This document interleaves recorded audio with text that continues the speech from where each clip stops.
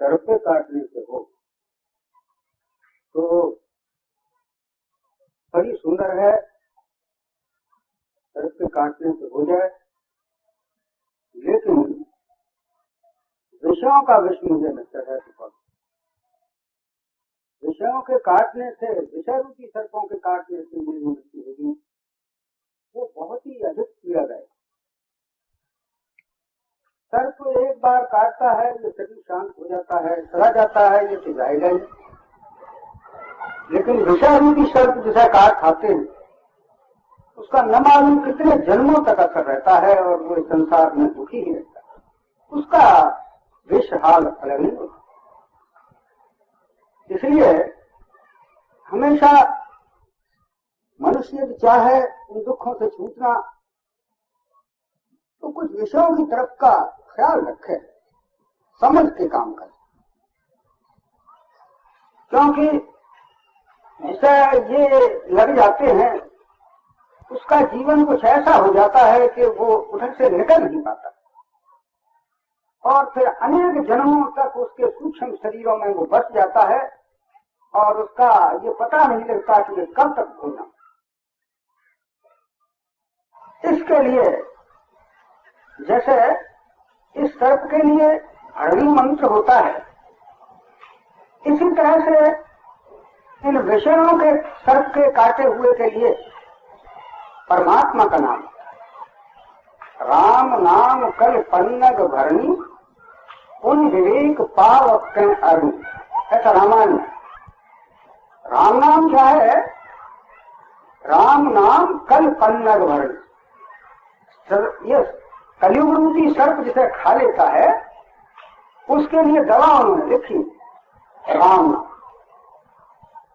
ये भरणी मंत्र होता है, जब सांप काटता है तो लोग उस भरणी मंत्र से उसको ठीक कर लेते।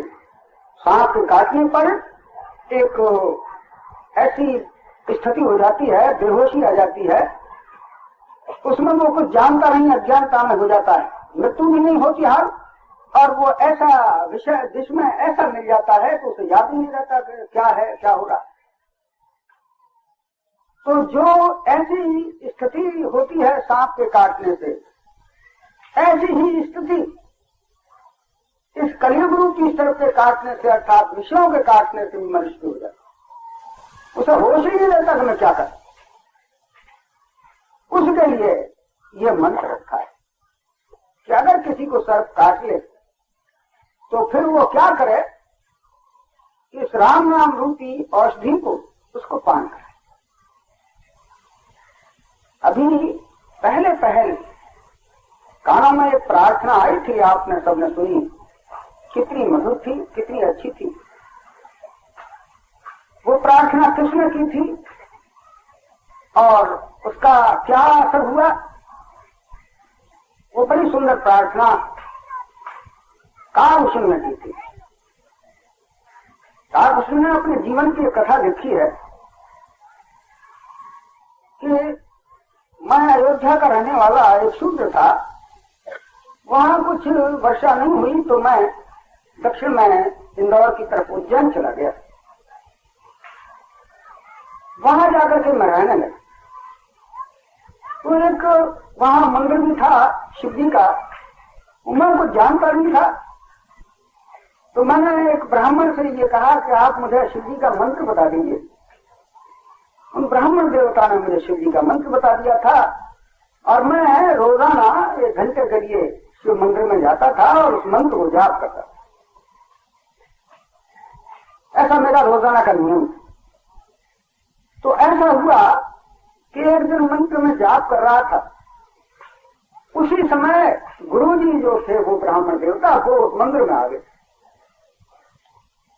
अब मैंने ये सोचा कि मैं तो शिव जी की पूजा कर रहा हूं, भगवान की पूजा कर रहा हूं, और ये तो मनुष्य ही तो है, इसलिए न मैं उठा न मैं उनकी तरफ देखा, अपने नीचे को निगाह करके शिव जी का मंत्र पढ़ता है।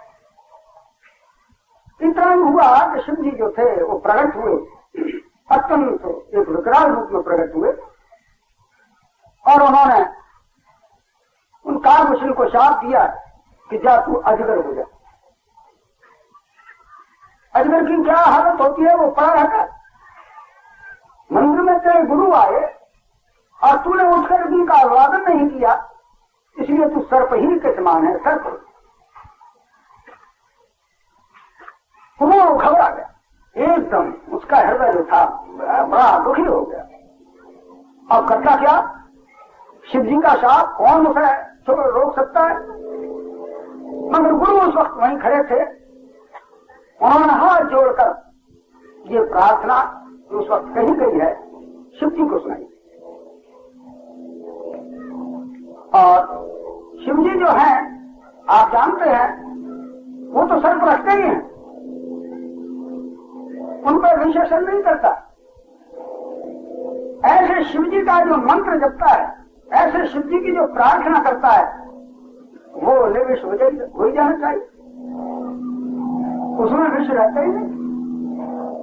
इसी तरह से ये शिव जो है गुरु है, जो अपने गुरु का ध्यान करता है वो भी इन विषयों से अलग हो जाता है, इस विष से वो भी शांत हो जाता है, उस पर भी ये विष काम नहीं करते।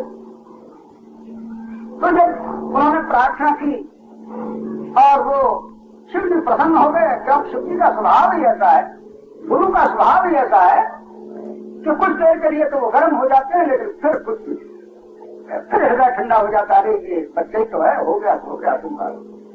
उनका हृदय इतना कोमल होता है। तो जब शिव जी प्रसन्न हुए तो पूछा उन ब्राह्मण देवता से कि आप क्या चाहते हैं। तो उन्होंने यही कहा मैं कुछ नहीं चाहता हूँ, सब तरह से आपकी कृपा है, केवल इस पर कृपा कीजिए कि ये साप इसको दुखी न कर सके, आप इसको बचाइए। शिव जी ने कहा कि हाँ बात तो ठीक है, ये साप हम कह चुके हैं, इसे कुछ दिन तक तो इसे जरूर ये दुख देगा, असर होना पड़ेगा, लेकिन अंत में ये फिर मुक्त होगा सर्पयोनि से और मनुष्य होगा और फिर ईश्वर को प्राप्त। ये तुम्हारी जो कह रहे हो, तुम्हारी प्रार्थना से प्रसन्न होगा, हमें इस पर वरदान दे। काल सिंह ने अपने जीवन की अंतिम अवस्था में एक चौपाई लिखी है,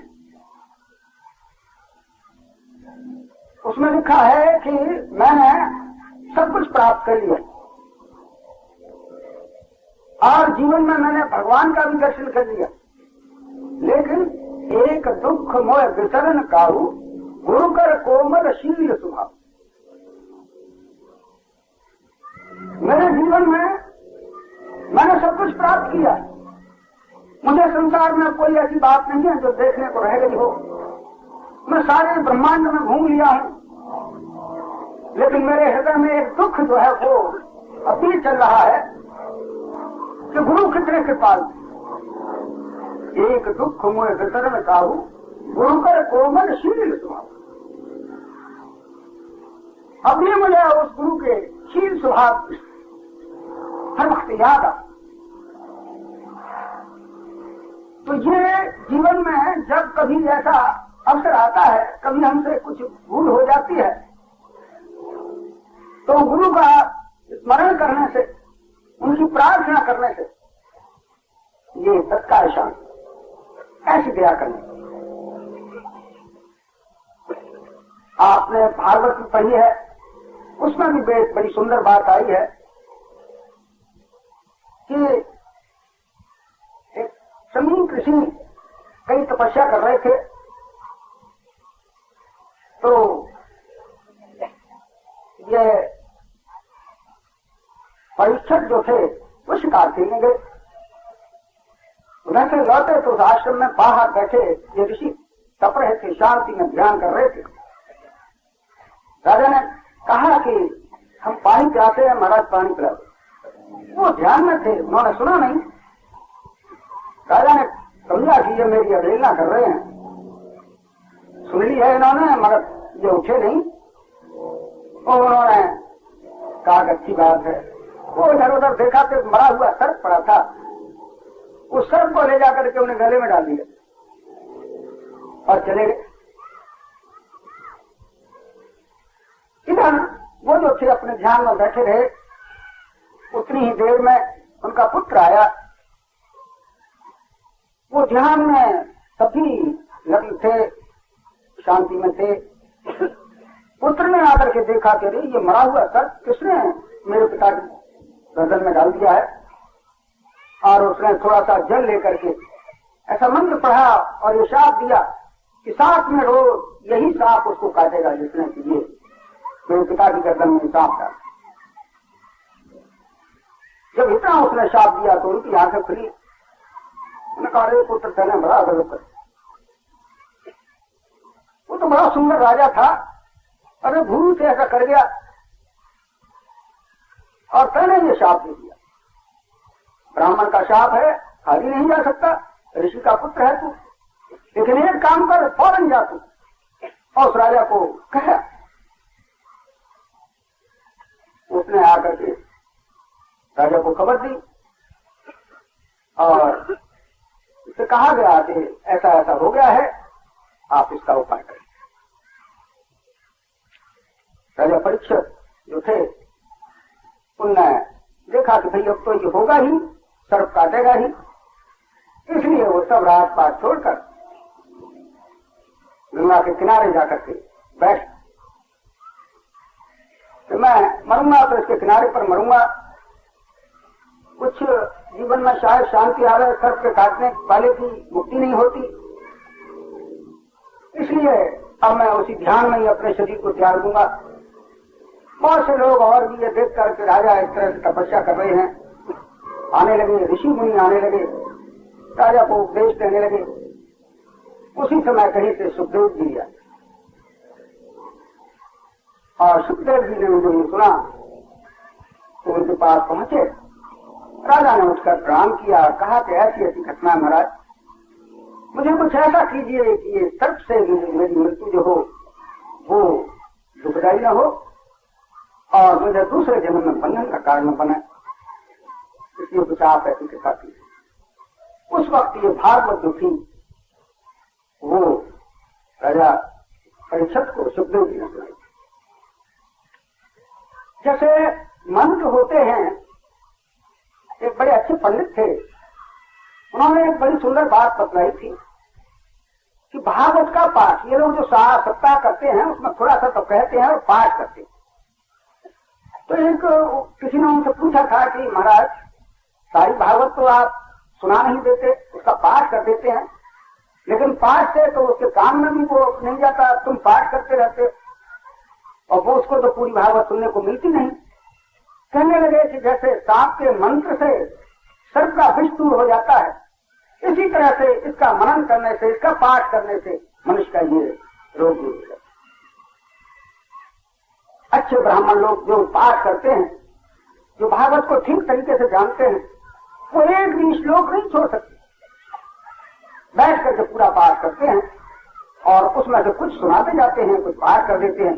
इस तरह से करने से उसका सारा विष जो है वो दूर हो जाता